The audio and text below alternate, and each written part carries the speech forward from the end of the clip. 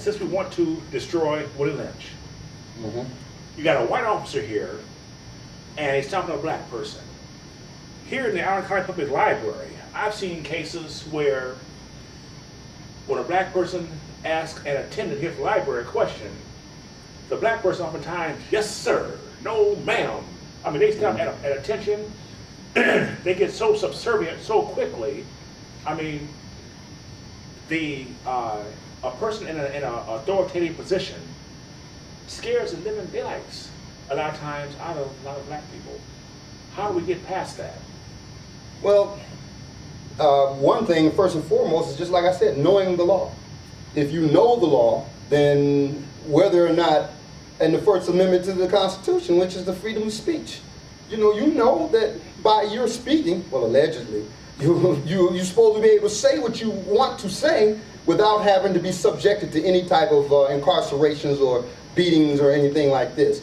But knowing the law is one of the ways, and we as people of color, let's just be honest about it, and I'll agree that some white people fall in the category as well. They get subject to brutalities, brutalities from officers who have, well, who knows, may have been beat up when he was in grade school, could have any kind of problem, but we all face these kind of issues. But just knowing the law and knowing that, well, knowing the law basically is it. That's the only thing. If you know the law, then you're protected by that. But we all know also that we've seen the Monodoc PR-24. Well, that's the Billy stick to you.